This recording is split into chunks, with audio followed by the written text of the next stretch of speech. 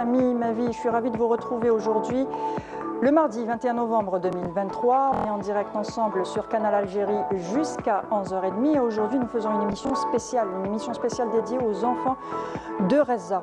Alors aujourd'hui, le quotidien des enfants palestiniens s'est transformé en un calvaire, en un véritable calvaire marqué par des massacres, des expulsions, la perte de parents, de domicile. L'escalade des hostilités dans la bande de Gaza a des répercussions catastrophiques sur les enfants, des répercussions psychologiques aussi sur les enfants et les familles. Le bilan s'alourdit à un rythme alarmant. Aujourd'hui, l'enfance se meurt à Gaza. Alors aujourd'hui, dans l'émission, nous allons aborder la nécessité de préserver leur bien-être mental et bien sûr leurs droits essentiels. Et comme vous le savez, la rubrique de Wahida Selmchef Wisher est consacrée aussi à la Palestine. Et aujourd'hui, elle va nous parler d'une petite fille qu'on appelle Nadine. Nadine, la voix des enfants de Gaza.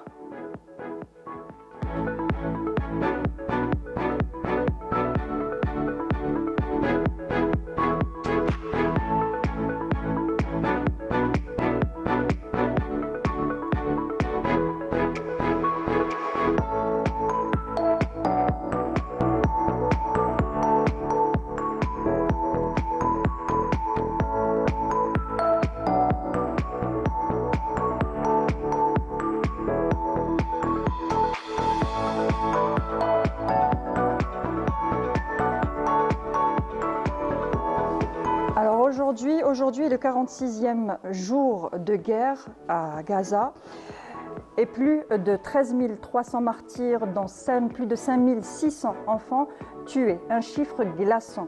Gaza devient aujourd'hui un cimetière pour les enfants. Alors, les valeurs et les principes du droit international sont bafoués aujourd'hui en Palestine. De toutes les guerres, ce sont d'abord et surtout les enfants qui souffrent et qui subissent les pires des exactions. Alors, le thème qu'on a choisi aujourd'hui est au-delà des ruines, l'histoire et la résilience d'une enfance déchirée. Pour en parler aujourd'hui, j'ai le plaisir d'accueillir Madame Aïda Mjdi. Vous êtes sous-directrice de l'organe national de promotion et de protection de l'enfance. Bonjour et merci d'avoir accepté notre invitation. Moi, je vous remercie. Et avec nous aussi, Dr Abdelrahman Rbah, vous êtes pédopsychiatre. Bonjour et merci d'avoir accepté notre invitation. Merci pour l'invitation, bonjour. Alors, même les guerres sont soumises à des règles. Alors, quels sont les droits fondamentaux des enfants en temps de guerre et comment sont-ils protégés ? Nous donner l'occasion de revenir sur le contexte juridique, sur les conventions, sur mon pays, l'Algérie, parce qu'aujourd'hui, c'était l'événement d'hier, on a fêté, on a célébré la journée mondiale des droits de l'enfant. Et puis vous savez très bien que l'Algérie l'a ratifié en 99, ceci dit 31 ans déjà, on était parmi les pays leaders pour ratifier la Convention internationale. C'est vrai que dans la Convention, il y a 4 principes fondamentaux qui sont basiques si on parle de ces droits. Le droit à la non-discrimination, qu'aujourd'hui, avec les enfants de Gaza, on voit très bien comment la différence et comment le traitement et l'accompagnement de cette catégorie d'enfants, elle est mise au devant de la scène, dans un contexte très paradoxal, endeuillé par ce qui se passe. Un deuxième, c'est l'intérêt supérieur de l'enfant. Un troisième, qui est le droit à la vie, à la survie et au développement. Et on revient vivement aussi à ce contexte.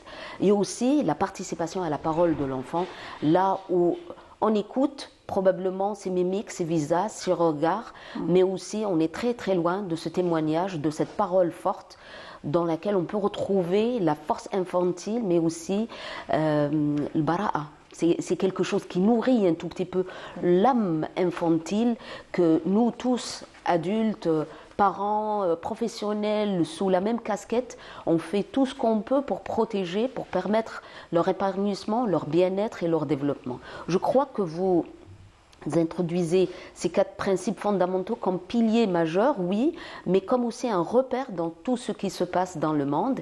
Et puis ça nous interpelle de très près.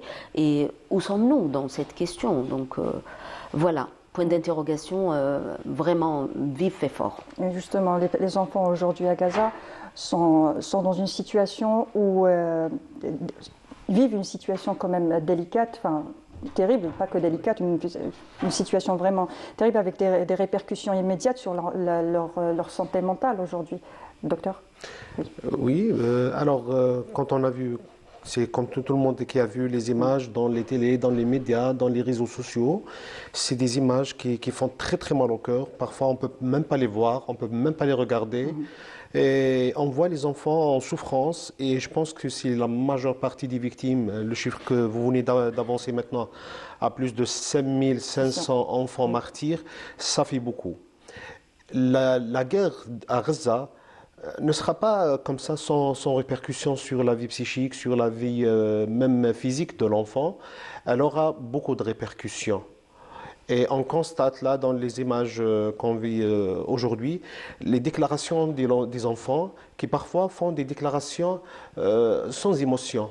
On ne voit pas d'expression du visage dans leurs déclarations. Il y a même des déclarations, on a l'impression que c'est un adulte qui parle, que ce n'est pas un enfant. On a l'impression qu'ils ont perdu leur enfance. Exactement, c'est des situations de dissociation.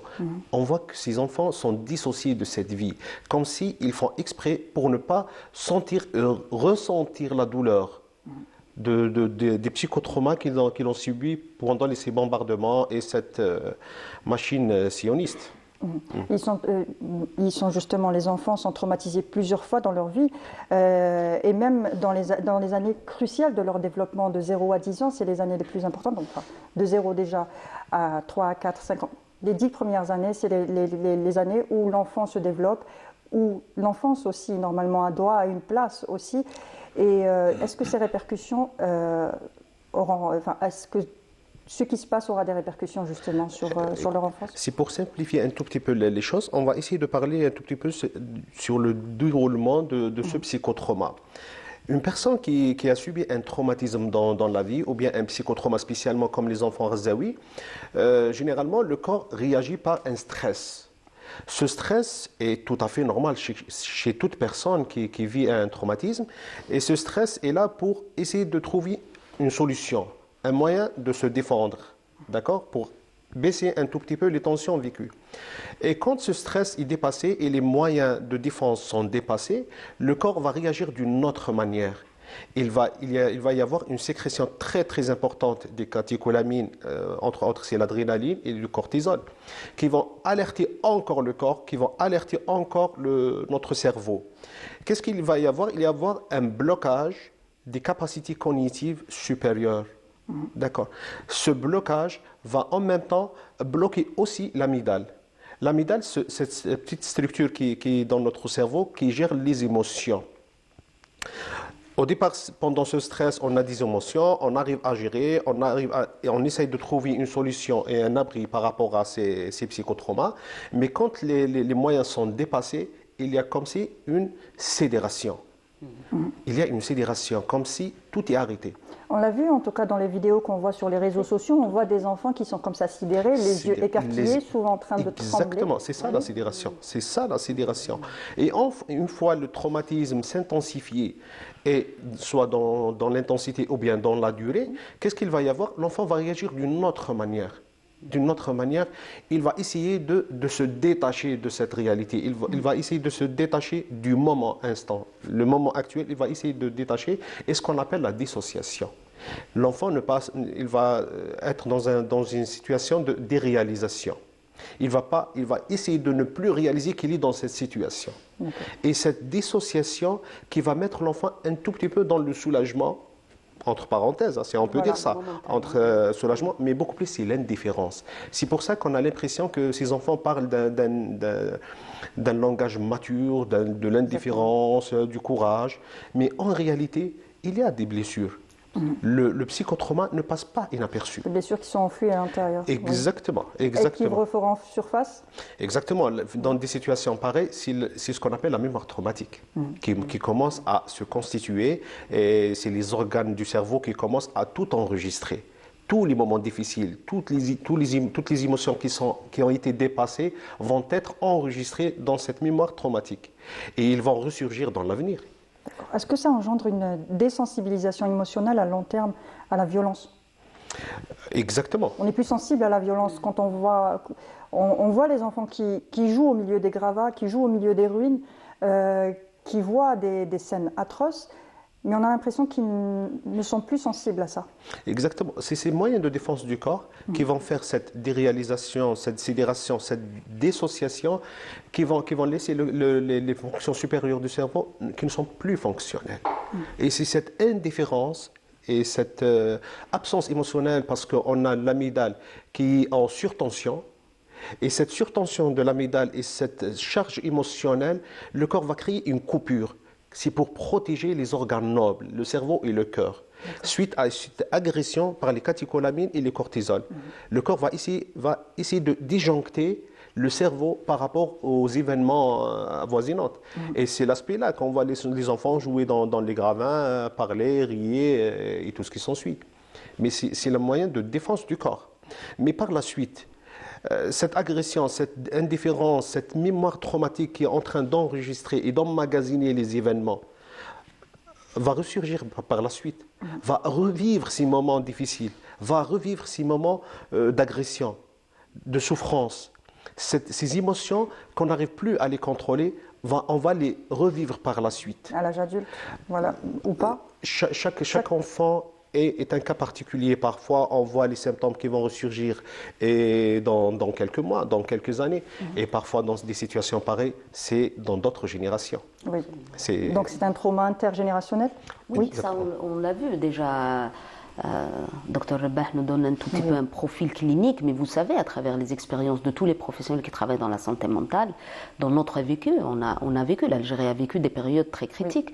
On a vu ces événements, cette reviviscence dans le travail, de la parole, l'accompagnement. On a vu que pendant et après plusieurs années, qu'il y avait la demande d'aide, il y avait une manifestation comme ça de revenir vers un cadre thérapeutique pour qu'ils puissent encore retravailler les émotions, revenir à leur vie privée avec les symptômes, avec leur vécu. Il y en a beaucoup qui n'avaient pas, dans les moments, entre parenthèses, ces moments critiques que mon collègue a souligné, ne trouvent pas le cadre pour pouvoir vraiment souligner, adopter la parole et puis faire le suivi nécessaire. Ce n'est que dans un contexte particulier, à travers une équipe pluridisciplinaire probablement, ou dans un contexte qui va permettre à l'individu, aujourd'hui on parle de l'enfant, mais demain c'est l'adolescent, c'est l'adulte, comment il va trouver ce cycle de vie qui va lui permettre de retrouver les ressources, de retrouver une parole, de retrouver une identité. Moi, je crois qu'aujourd'hui, la parole ne se limite pas uniquement à un contexte de guerre ou à un contexte traumatique, mais c'est vraiment une cause noble. C'est quelque chose qui définit aussi toute une génération des Palestiniens dans leur lutte, dans leur combat pour garder une terre. Et ça, je crois que nous, Algériens, on ne peut pas rester indifférent. Il y a quelque chose qui nous bouleverse, c'est quelque chose qu'on peut se projeter dans cette parole, dans ces émotions. Parce que pas plus tard que le 1er novembre, on avait fêté un peu la journée de la Révolution nationale. Et puis vous savez très bien que c'était des enfants qui ont sacrifié leur vie, qui ont contribué, qui ont porté les drapeaux. Aujourd'hui, le petit Omar ou la petite Beddar, ce sont des noms d'enfants qui ont créé cette histoire. Je crois qu'aujourd'hui, entre les lignes, on va dire, dans ce discours... un mi mineur et un mi majeur, comment l'histoire de ce peuple se construit, mais on reste comme professionnels très impliqués dans cette question, pour la simple raison que les professionnels dans la casquette ne peuvent pas rester indifférents parce que c'est un travail clinique dans lequel c'est un glossaire ouvert sur le ciel pour qu'on puisse voir les symptômes et le vécu. De l'autre, parce que c'est une douleur chez les professionnels aussi. Aujourd'hui, une détresse, vous savez très bien qu'accompagner les patients, c'est une partie. Accompagner les professionnels qui donnent de l'aide, c'est une autre partie. Ça, on l'a vu dans les professionnels qui travaillent dans la protection civile, dans l'aide au devant de la scène, les thérapeutes. Ce sont des gens qui voient de près un tout petit peu ces détresses. Ils ne sont pas des moindres. Aussi, ils ont besoin d'être étayés, accompagnés, soutenus pour qu'ils puissent à leur tour se ressourcer et puis faire le relais qui est un autre cadre aussi. Et je crois qu'aujourd'hui, à travers ne serait-ce que ces espaces ouverts, on témoigne, on présente notre solidarité et puis notre présence dans tout ce parcours dans lequel on peut placer beaucoup de choses futures. Et j'espère que la liberté sera prochaine et Inch'Allah. que ce drame va cesser et qu'ils vont retrouver, Inch'Allah, un jour meilleur. Inch'Allah. Bi'idhnillah. Inch'Allah. Alors, ce que je vous propose tout de suite, c'est de voir des images que notre collègue Filla Bennour, journaliste, elle a recueilli quelques images des enfants qu'on a vues sur les réseaux sociaux, des images de joie aussi, où ils étaient en train d'essayer de dépasser justement ce traumatisme, d'essayer de rire, de s'amuser, même au milieu de l'hôpital, même avec les soignants, avec les autres enfants. Je vous propose de suivre ça, c'est plein d'émotions, et on revient tout de suite après.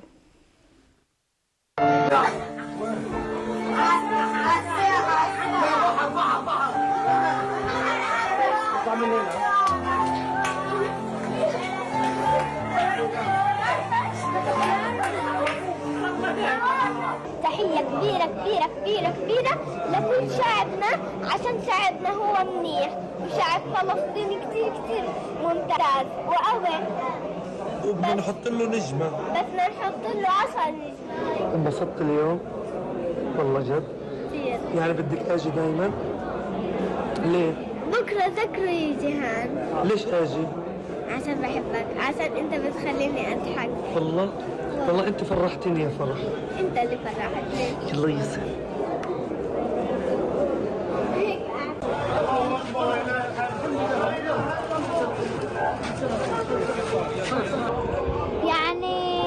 يعني احنا اصلا مش حابين نعيش هذه المعيشة. المفروض احنا نعرف كيف حياة الالعاب، حياة الفرحة، عارفين هذا العدو ما بيعرف غير القتل والغدر فقط، بميزش بين اي حدا لو صغير لو كبير، يعني المهم يقتل. اليهود بيفكروا عشانهم كتير قتلوا منا، بيفكروا انه خلص احنا حنترك ارضنا وحنكره ارضنا وحنعطيهم اياها وخلص حنستسلم، لكن احنا على الفاضي. كل ما هم بيعملوا زي هيك بتزيد عزيمتنا وبتزيد قوتنا، وباذن الله النصر قريب ان شاء الله. انت قلبي الك حبيبي يا عمر، انا بيك حلمت احبك يا ود يا دمعتي لا تنسلي، قلبي عليهم يغلي غلي.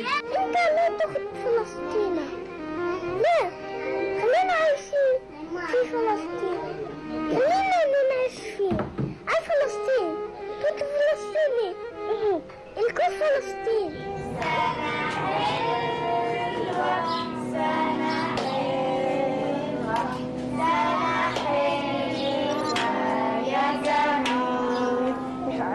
يلا حالا بالا حي ابو الفساد، حيكون عيد ميلاد الليلة اسعد الاعياد، فليحيى ابو الفساد. لو شو ما بدك تعمل، شو ما بتجيب جرافات ماكينات، شو ما تجيب جبات، ربنا معانا، ربنا حامينا. ما دام ربنا معانا ايش بيصير؟ الجيش بيهدد انه رح يضل يدخل على المخيم. عادي يدخل ويدخل. صرنا شهداء بيجي بعديهم ناس، بنضل نقاوم نكسر خشمهم.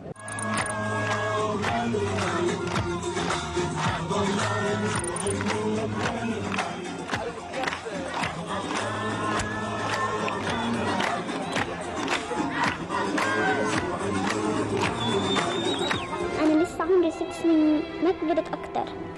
أنا نفسي كل أطفال يعيشوا، إحنا بنحتفظ في ألعابنا. أنا خايفة أروح ألاقي كل شيء متكسر. الولاد الصغار استشهدوا، الشباب استشهدوا.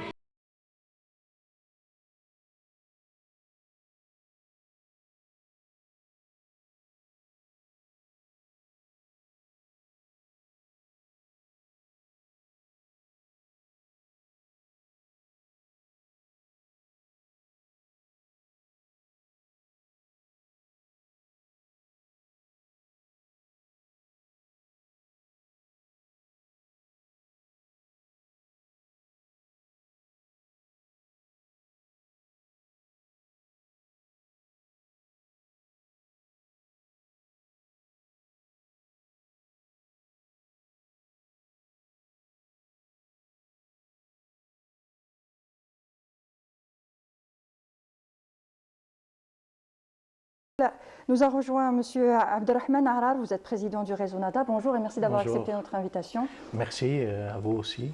Alors, on parle aujourd'hui justement des enfants de Gaza. On a vu ces images, beaucoup d'émotions. Vous m'aviez dit, j'ai la chair de poule quand on voit, quand c'est les enfants qui portent la voix justement de la résistance aussi.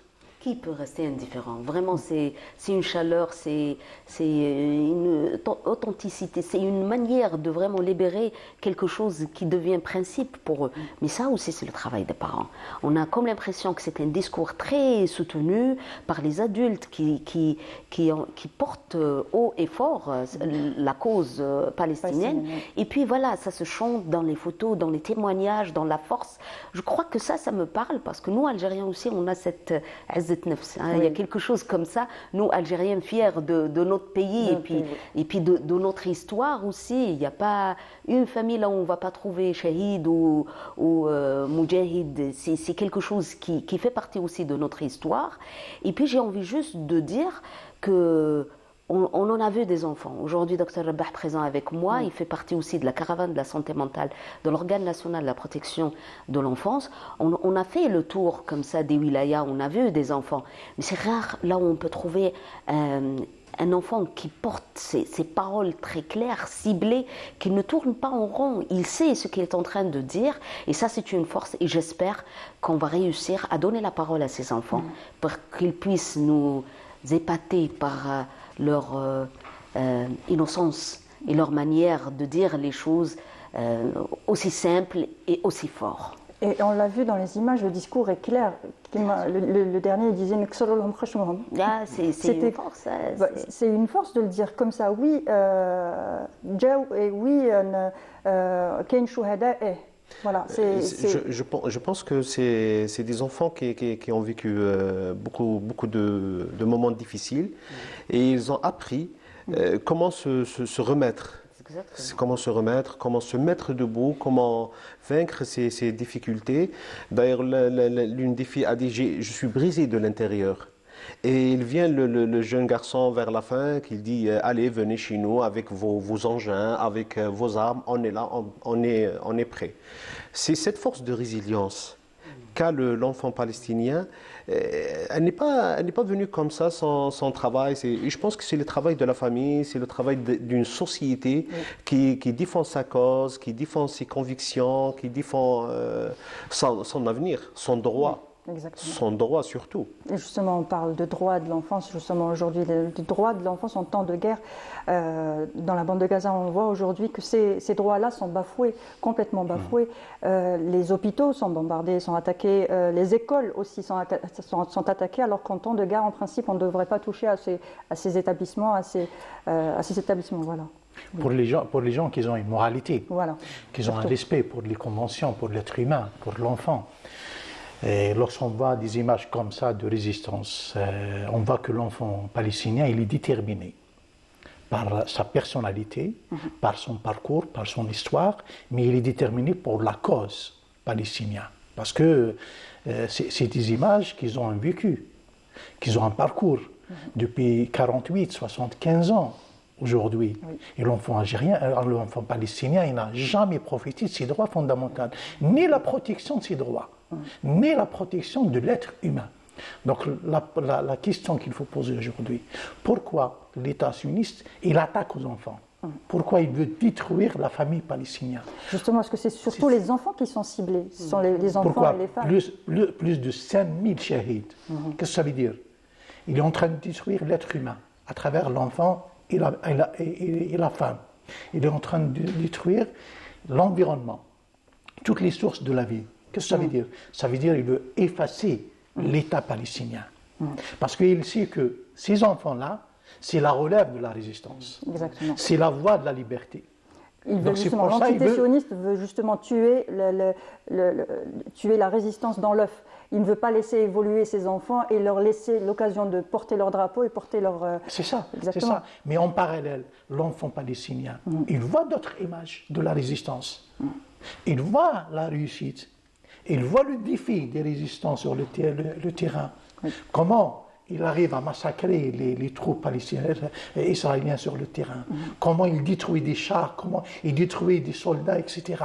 Ça alimente l'attachement de l'enfant palestinien à cette cause. Et je pense, quels que soient les traumatismes, quels que soient les chocs psychologiques, mentaux, santé, ils vont dépasser ça. Malgré qu'il est en train d'utiliser même des produits chimiques. Exactement. Des Interdit armements justement. Le interdits phosphore blanc. par l'opinion internationale. Il est en train d'utiliser des produits chimiques. C'est pour infecter tout le monde, pour détruire tout le monde. La terre, l'eau, l'animal, l'être humain, tout ça. Donc c'est une guerre aveugle de vengeance contre les civils, contre les enfants. Et malheureusement, on trouve que l'opinion internationale officielle, malheureusement, il ne peut même pas bouger un bras et sa main pour dire non, attention, il y a des conventions internationales, il faut les respecter, etc. etc. Et je pense que c'est ça notre force. Oui. Lorsqu'on voit ça. Est-ce qu'on peut revenir justement sur les droits fondamentaux des enfants en temps de guerre? Les droits qu'on a cités déjà tout à l'heure, le droit à l'éducation, le droit à la santé. Oui. Il y a le code international des droits humains qui prime sur les conventions internationales dans les temps normaux. Normalement, quel que soit le conflit, soit militaire ou politique ou d'autres, ou bien civil et d'autres, tous les partis doivent respecter ce code international. Mais malheureusement, ce n'est pas le cas à Gaza, ce n'est pas le cas à Palestine, parce qu'ils veulent vraiment brûler tout le monde. Ils veulent détruire tout le monde. Et je pense que les informations et l'actualité de jour à jour, elle va donner raison aux Palestiniens. Et on voit aujourd'hui, après 45 jours, ils n'arrivent même pas à faire un succès. Par contre, le contraire chez les Palestiniens. Maintenant, cette réalité, elle prime sur la scène internationale. On voit tous les marches dans les grandes capitales qui manifestent contre cette guerre. Ils réclament le cessez-le-feu, parce que maintenant, pour protéger mieux les enfants, il faut faire une décision forte par l'opinion internationale d'arrêter la guerre, de faire un cessez-le-feu, voilà, parce que les maladies, les séquelles négatives, ils vont revenir après. Attention, c'est pour ça la solidarité et l'intervention des professionnels, des organes internationaux, des ONG internationales et même les pays alliés à la cause palestinienne doivent intervenir, doivent donner de l'aide après, parce que c'est important. Exactement. Alors, on a vu les enfants, on va encore parler des enfants et leur résilience et puis leur combat. Ils portent fort leur combat. Mais ce que je vous propose tout de suite, c'est de suivre un poème d'une jeune enfant. Bon, elle était jeune à ce moment-là, c'était en 2007-2008, je pense. Voilà, elle avait cité un poème concernant la Palestine. C'est un combat qui dure depuis des années. C'est vrai que l'information aujourd'hui, on a plus rapidement accès à l'information grâce aux réseaux sociaux et tout ça. Donc, on est plus au courant aujourd'hui de ce qui se passe de suite. On voit les images au moment T, justement. Mais ça date déjà d'avant. Il faut aussi le préciser que ce n'est pas nouveau, que ce n'est pas la première fois que ça arrive. Moi, je vous propose de voir ce poème qui est toujours d'actualité. Très bien. D'accord.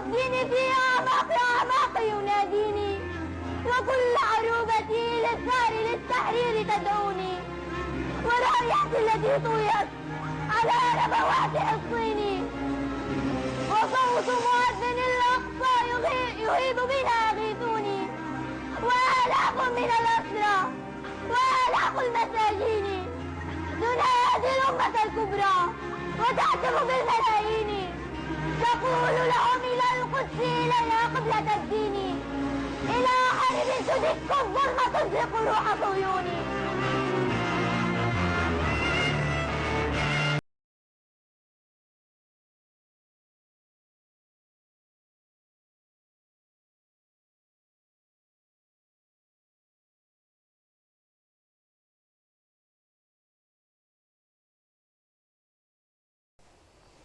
force. Oui. C'est la parole qui représente vraiment une thérapie. Oui. Voilà, et il ne faut pas oublier une chose, qu'il y a aussi l'élément de la foi à cette cause. Oui. Donc même l'enfant palestinien, il est éduqué sur cette foi. C'est des générations et des générations qui ont suivi ça, qui ont vécu ça, donc on transmet ça aussi avec... Ils sont convaincus que c'est ça, la solution. Ils ont essayé toutes les autres solutions, ils ont vu que ce n'est pas la bonne voie. Toujours il y avait des échecs. Maintenant, à travers cette voie, ils les résistent, ils surmontent leur détresse, ils surmontent leur sentiment de choc, etc. Donc moi je pense que plus il y a les réseaux sociaux où ils peuvent s'exprimer, plus il y a d'espace, c'est bien. Oui. Et plus il y a de contact avec les enfants, plus il y a de solidarité exprimée par les gens qui sont de l'extérieur, c'est vraiment un plus pour eux, en attendant de voir mieux leur situation. Exactement. Il y a beaucoup d'enfants qui ont profité des réseaux sociaux, qui apparaissaient déjà sur les réseaux sociaux pour faire leur quotidien, quand leur quotidien allait plus ou moins bien. Et aujourd'hui, ils ont complètement changé de style de vidéo en montrant leur quotidien aujourd'hui, actuellement, les bombardements, ce qu'ils sont en train de vivre. C'est une force aussi qu'ont ces enfants-là à pouvoir montrer et à pouvoir élever leur voix à l'international. Oui, exactement. Même comme Sader en vient d'entendre, c'est des enfants qui arrivent à trouver le moyen d'exprimer leurs sentiments, leur vécu et comment ils voient les choses. C'est un moyen thérapeutique. Ouais. Quand l'enfant parle de ses détresses, là, on a accès directement à quoi pense cet enfant. Quelle est sa douleur? Le mal, il est où? D'accord? Et à partir de là, on peut intervenir, on peut l'aider et on peut le comprendre. On peut comprendre beaucoup de messages de cet enfant et on peut l'accompagner dans la résistance et dans la résilience et même pour surpasser ces moments difficiles. Ah oui. Parce que quelque part, il essaye de revenir sur leur mémoire. Oui. Parce que la mémoire individuelle, elle est effacée, la mémoire familiale, elle est effacée, la mémoire de cité où il vit dans un quartier, etc., la même chose, etc. Donc la guerre, elle a effacé tout ça. Donc de temps en temps, lorsqu'on voit les images, il essaye de revenir sur leur mémoire. C'est à travers les paroles. Oui, c'est à travers les paroles qu'ils s'attaquent aussi à leurs repères. Mais bien voilà, sûr. Justement. C'est ça le plus important. Et maintenant, qu'est-ce qu'il reste comme repère? C'est la cause. Voilà. C'est la solidarité entre eux. C'est la solidarité avec les autres. C'est pour ça qu'ils portent cette voix. Nous sommes là. Vous pouvez bombarder tout le monde. Tout nous prendre, mais nous sommes là. Oui. On va partir comme Chouhada. C'est ça, c'est une force. Exactement. Lorsque l'être humain il l'arrête, il y a cette force qui revient. Je pense que c'est la meilleure solution. Oui, Aïda. Moi, je ne peux pas rester indifférente face à Lugat al-Dhad. Vous savez, la poésie, c'est une construction de la langue arabe qui est très complexe pour faire cher. Ce n'est pas aussi une parole, ce n'est pas parler pour parler, mais c'est une créativité de l'intérieur pour utiliser cette langue mère et puis de placer cette parole. Vous parlez de l'enfant qui peut porter cette voix à l'international. Je crois qu'avec mon collègue aussi, on a vu plusieurs ateliers, ne serait-ce que le dernier au Salon du Livre, là où il y avait rencontres avec les enfants qui dessinaient, qui avaient leurs témoignages sur ce qui se passait. Et puis ça nous interpellait. Déjà, c'était les débuts de la guerre et comment le drapeau palestinien il était dessiné, collé au mur, comment ils avaient trouvé cette parole, comment on était inquiets, nous, de cette projection. Est-ce que nos enfants, ils ont compris que ça, ce n'est pas un événement traumatique, mais ça, c'est une cause, qu'il faut placer des mots pour les soutenir. Et puis, je crois qu'aujourd'hui, on a su, quelque part, transformer ce qu'il existe à travers ce moyen, dessin, paroles, chansons, témoignages, vidéos, vers un langage, vers un discours, vers une voix qui peut, aujourd'hui, ne serait-ce que le vécu de ces ambassadeurs et ambassadrices, enfants, de l'organe national, que hier, ils ont participé avec nous dans la commémoration, pour ne pas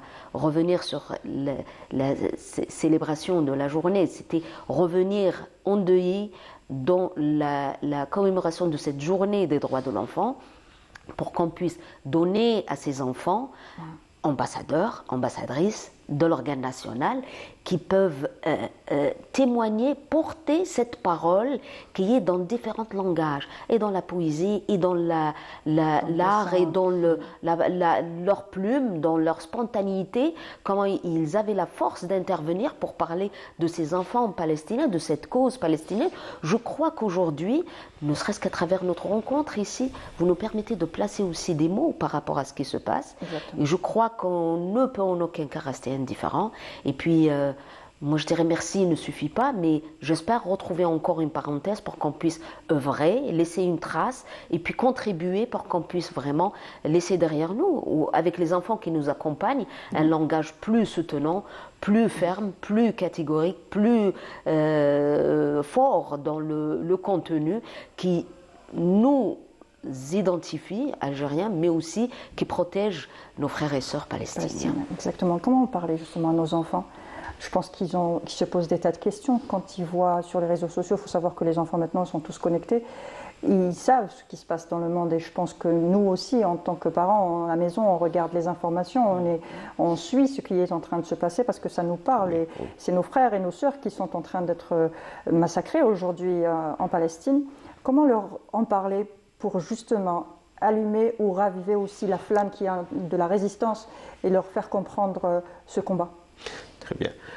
Tout d'abord, il faut expliquer, il faut donner une explication qui va avec, tout d'abord, avec l'âge de l'enfant. Oui. C'est un enfant, un adolescent de 15 ans, 16 ans, ce n'est pas le même enfant qui a 12 ans ou 10 ans ou bien moins. C'est-à-dire, tout d'abord, il faut parler d'un langage que l'enfant peut comprendre. Le deuxième point, je pense qu'il faut profiter pour défendre les principes. C'est quand on a une cause juste, quand on a une raison pour exprimer notre colère peut-être là, il faut savoir l'exprimer sans tabou, sans limite. Et je pense aussi qu'il faut parler à nos enfants, et il faut faire attention, là j'ouvre une petite parenthèse, pour les images choquantes. Oui. Sans forcément leur montrer les images choquantes. Il faut plutôt leur... Qu'est-ce qu'on pourrait leur montrer justement? Je pense qu'il faut laisser un petit espace, par exemple, de dessin, de parole, d'essayer de comprendre comment leur réflexion a cette situation, et de leur simplifier un tout petit peu les choses pour nos enfants. Il faut les écouter surtout, il faut les écouter. Il faut les écouter, il faut donner... Pour savoir ce qu'ils ont compris. On dit qu'à chaque fois, on est interpellé. Hein. Oui. Chaque soir, chaque jour, chaque week-end, on est interpellé parce qu'ils sont branchés sur les réseaux sociaux. Et ils savent très bien qu'est-ce qui se passe. La question qu'ils posent, qu'est-ce qu'on peut faire? Pourquoi les États, ils ne peuvent rien faire? Pourquoi ils ne peuvent pas arrêter la guerre sur les enfants? C'est ça les questions des grands. C'est des choses, c'est les questions des grands qui ne trouvent même pas Au plus de ça, ils sont très solidaires avec les enfants palestiniens. Ils ont compris qu'il y a une injustice. Maintenant, la question qui est proposée, je reviens sur l'enfant palestinien. Lorsqu'il voit l'impunité, qu'est-ce qu'il va dire? Lorsqu'il voit qu'il n'a même pas le droit de faire son deuil par rapport à sa famille, assassiné, détruit, bombardé. C'est ça les questions choquantes pour les grands et les responsables, qui vont être interpellés par leur conscience, et dans l'histoire et les jours qui viennent, ils vont être interpellés par l'opinion internationale. Demain, l'enfant palestinien, il va poser cette question à tous les niveaux, même aux agences onusiennes, même aux agences des droits de l'homme. Qu'est-ce que vous avez fait? Pourquoi on ne peut pas accéder facilement par le passage de Rafah pour l'aide humanitaire? Pourquoi? C'est quoi cette force qui empêche toute l'opinion internationale de donner l'aide humanitaire pour les enfants? Exactement. De donner de l'eau, de donner des médicaments. Voilà. C'est donner ça. l'essentiel. Nos enfants, ils sont conscients de ça. Ils sont conscients de ce qui se vrai. passe, oui. Quelque part, il faut vraiment ouvrir le débat avec eux, leur expliquer les enjeux, parce qu'ils peuvent comprendre. Hein. Oui. C'est très facile. Hein. Et pour eux, c'est une cause noble. Il faut qu'on soutienne cette cause, mais ils n'arrivent pas à comprendre les obstacles, les enjeux politiques. Et justement, pour parler aux enfants, je pense que les enfants, pour parler aux enfants, il faut des enfants. Et maintenant, ce que je vais vous présenter, je vais vous présenter un jeune homme. On le connaît sous le nom de MC Abdoul. Alors, il s'appelle Abdelrahman Shanti, alors plus connu sous le nom de MC Abdoul, c'est un rappeur palestinien de Gaza. Il s'est rendu célèbre en chantant une chanson sur la liberté. C'était en 2021, il avait 12 ans, il a commencé le rap à l'âge de 9 ans déjà, pour chanter, pour rapper justement sur la liberté. Alors, le rap, c'était le moyen d'expression qu'avait choisi MC Abdoul pour montrer la réalité de ce qu'il vivait à Gaza. Il le dit dans tous ses raps, dans toutes ses chansons. Il est devenu connu à l'international juste en chantant justement la paix. Je vous propose de le suivre et de revenir. Alors là, il est en train de rapper à côté des ruines de guerre de son école. Son école a été bombardée. Alors il souligne l'importance du rap comme outil pour faire face aux moments difficiles et il déclare « Le pouvoir que j'ai dans ma plume lorsque j'écris, je suis imparable. Le micro est la seule issue possible. » Donc ma voix est la seule issue possible. Et sa voix a résonné à l'international. Cette vidéo a fait des millions de vues à l'international. Maintenant, il est connu pour défendre justement, parler de paix, réclamer la paix. Voilà. Écoute, la parole, c'est la force et qui peut détruire l'arme. Oui. C'est ça. Donc, ils ont trouvé la solution. Face à un char, face à un Kalachnikov, etc., il y a la parole. Et c'est les futurs résistants. Oui. À travers cette parole, ils peuvent accéder vers un autre palier. C'est les futurs dirigeants de Palestine, c'est les futurs leaders de Palestine, c'est les futurs responsables de Palestine. C'est ça la crainte pour l'occupant. C'est ça le défi aujourd'hui. Même pour l'opinion internationale, qui est en silence, malheureusement. Je ne parle pas des forces qui sont alliées avec la cause palestinienne. Oui. Ils sont toujours en dynamique. Et qui réclament, et qui font des manifestations contre, etc. Mais cette parole, elle a sa valeur, elle a son poids dans la décision politique aujourd'hui. Ça, c'est important.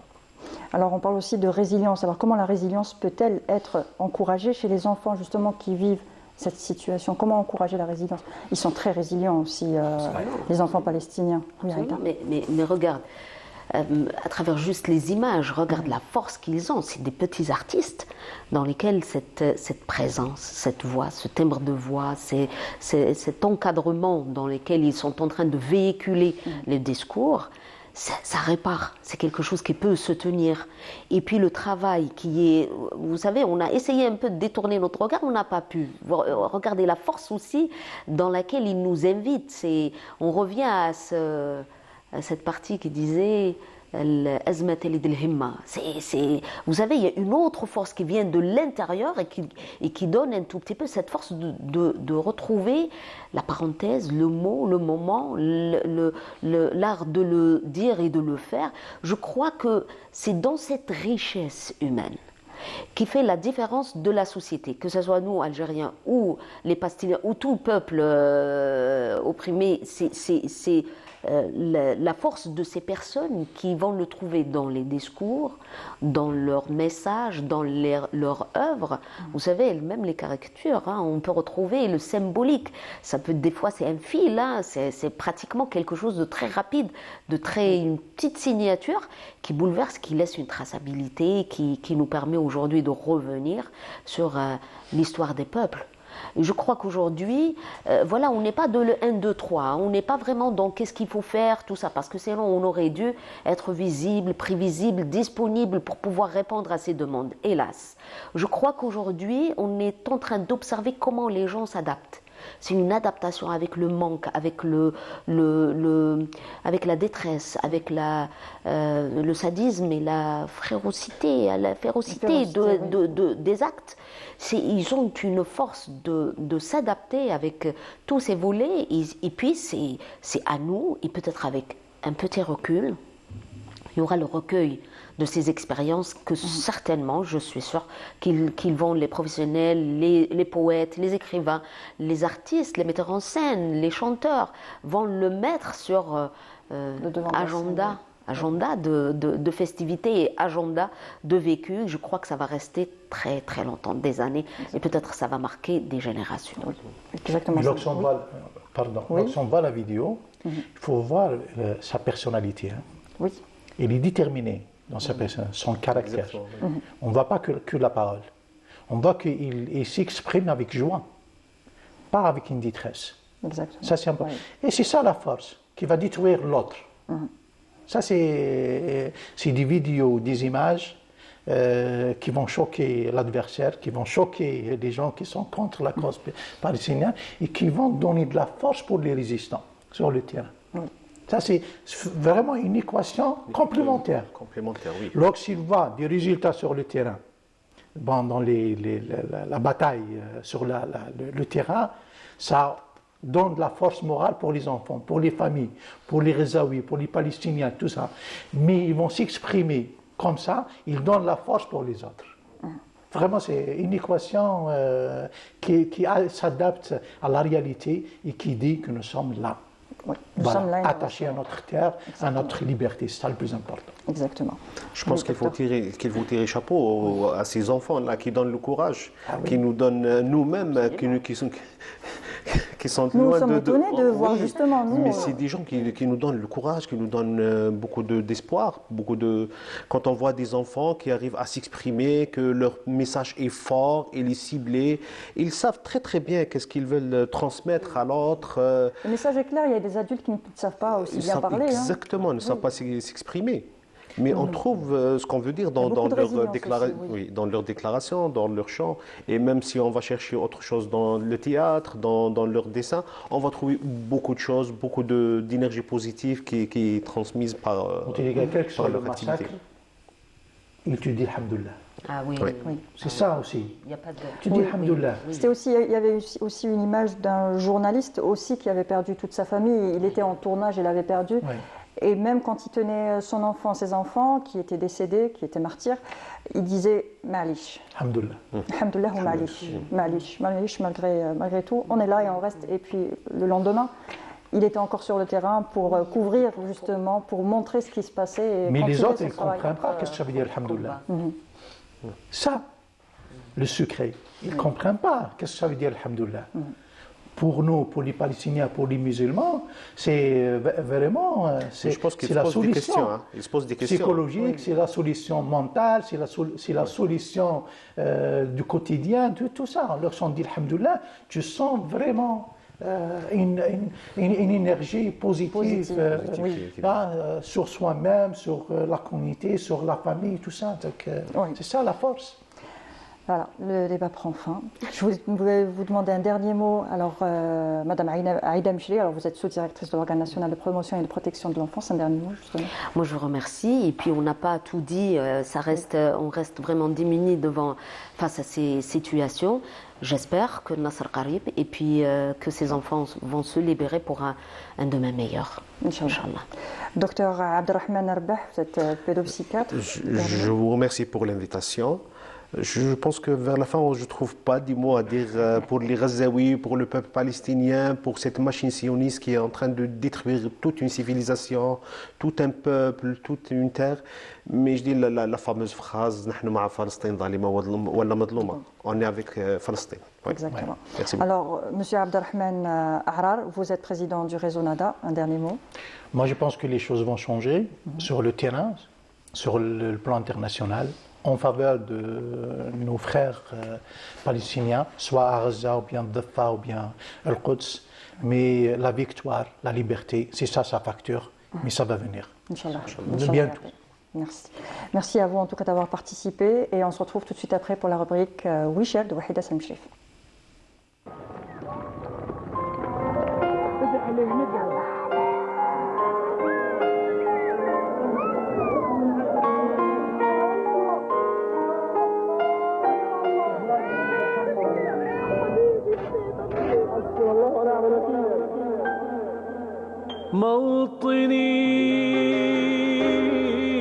موطني الجلال والجمال والثناء والبهاء في رباك والحياة والنجاة والهناء والرجاء في هواك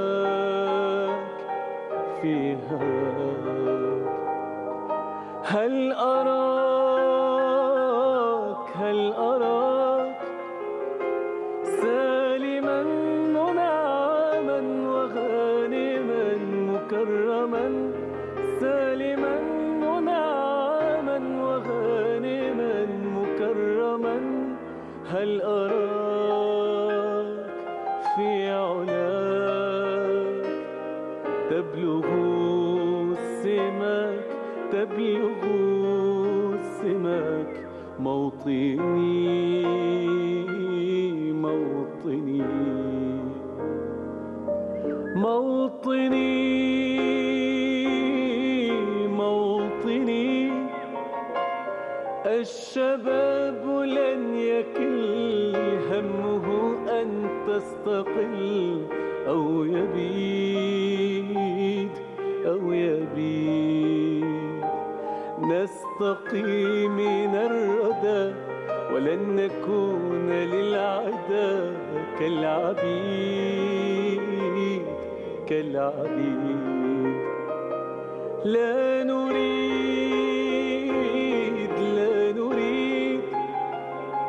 ذلنا المؤبد وعيشنا المنكدا ذلنا المؤبد وعيشنا المنكدا لا نريد بل نعيد مجدنا التليد موطني. Alors de retour sur le plateau de Ma famille, ma vie, Wahida Samchif nous a rejoint. Bonjour Wahida. Bonjour Monia. Alors aujourd'hui, tu vas nous parler de Nadine, la voix des enfants de Gaza, c'est cela? Exactement. Et de quoi d'autre? Et puis comme hier c'était le 20 novembre, journée mondiale des droits de l'enfance, donc je lance un appel vibrant pour rappeler que chaque enfant mérite une enfance joyeuse et heureuse. Donc il a les droits, chaque enfant a le droit à la protection, à l'éducation et à un environnement sûr. Malheureusement, les enfants de Gaza n'ont plus ces droits, donc leurs droits ils sont bafoués.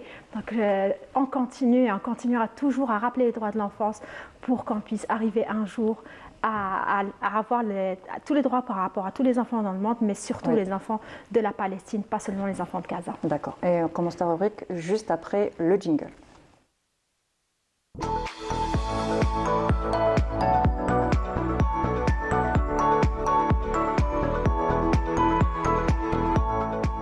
Alors Nadine. Exactement. Avant de vous parler de Nadine, j'aimerais vous partager sa petite vidéo. Ce qu'il faut savoir, c'est une jeune fille. Elle devait avoir une petite fille qui a commencé par partager sur les réseaux sociaux. Elle faisait des vlogs. Les vlogs, c'est un peu tendance. C'est là où on raconte sa vie, là où on partage des lieux touristiques dans son pays, on partage certaines astuces et recettes. Donc Nadine, à peine 8 ans, elle a commencé par partager des vidéos sur ses réseaux sociaux où elle faisait montrer les beaux pays, les beaux paysages. Voilà, là avec son petit frère, elle donnait une petite recette. Donc ça, c'est ce qu'elle postait sur ses réseaux sociaux. Son quotidien. Son quotidien, tout simplement. Voilà, on va regarder juste un peu histoire de ressentir sa bonne humeur, sa joie de vivre. Voilà, préparer. Une petite pizza. On va écouter.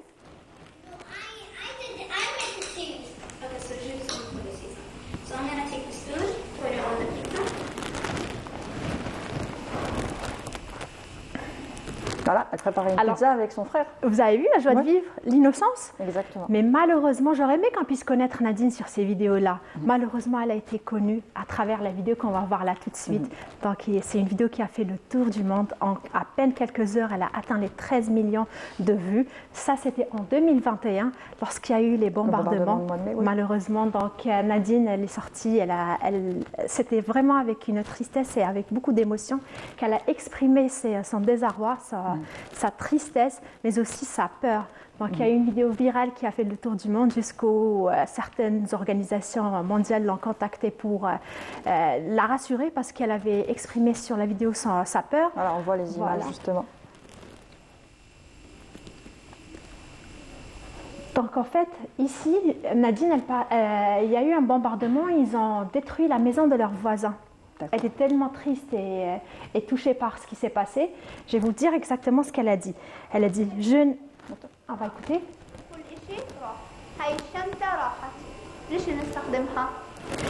Voilà, donc je n'aime pas entendre les bombardements. Regardez tout cela. Que puis-je faire? Réparer tout cela, je ne peux pas, j'ai à peine 10 ans. J'aimerais un jour devenir médecin, mais est-ce que je pourrais atteindre mon objectif pour pouvoir aider mon pays? Non. Regardez, ils ont détruit même nos écoles. Donc c'est une vidéo qui a marqué tous les esprits. Et en fait, le fait de se sentir importante et comment dirais-je, impliquée dans ce qui se passe dans son pays, des organisations l'ont contactée pour essayer un peu de réaménager son quartier. Donc elle a participé à une très belle action où elle a nettoyé son quartier, elle a invité les jeunes de son âge. Déjà, les Palestiniens, les Gazaouis sont très engagés dans l'humanitaire, dans le volontariat. Donc ils nettoient, on a vu comment ils réagissent juste après les bombardements malheureusement. Donc ils essaient de faire de leur mieux pour nettoyer. Elle a nettoyé son quartier. Elle a essayé de rassurer ses voisins qui ont perdu leur maison. J'essaie un peu de chercher l'actualité de Nadine pour voir qu'est-ce qu'elle est devenue. Aujourd'hui, Nadine, malheureusement, j'aurais aimé vous dire que tout va bien pour elle, qu'elle a continué ses études. Oui, elle continue ses études du mieux qu'elle peut. Son objectif est toujours de devenir médecin. D'ailleurs, sur ses réseaux sociaux, elle écrit « futur médecin ». C'est tout ce que je le lui souhaite. Donc aujourd'hui, elle doit avoir, Nadine, 13 ans. Donc elle continue de partager sur ses réseaux sociaux des vidéos, des photos, mais malheureusement, c'est plus comme avant. C'est des vidéos d'horreur qui se passent actuellement à Gaza, en Palestine. Ce qui m'a touchée le plus, c'est qu'elle a partagé il y a 4 jours, voilà, cette malheureuse vidéo. Il s'agit de sa maison, ses voisinages. Il y a 3 ans de ça, elle a partagé, elle était triste de partager la vidéo de ses voisins. Aujourd'hui, malheureusement, c'est son tour. C'est triste de dire ça comme ça, mais c'est vraiment son tour. Elle nous a partagé cela. Et puis, elle a disparu depuis 4 jours. Mais j'ai une très bonne nouvelle à l'équipe parce qu'avant d'y accéder, j'ai vite fait regarder ses stories. Et elle venait tout juste de partager des stories, donc c'est un bon signe. Nadine va bien, très bien. Merci beaucoup, Wahida. Merci pour ce portrait. On se retrouve demain, en tout cas à 10h30 sur Canal Algérie, toujours en direct. Merci de nous avoir suivis. Bonne journée à vous avec le reste des programmes de la chaîne Canal Algérie. Et bien sûr, la Palestine, toujours dans le cœur, toujours, toujours, toujours. Au revoir. الجلال والجمال والثناء والبهاء في رباك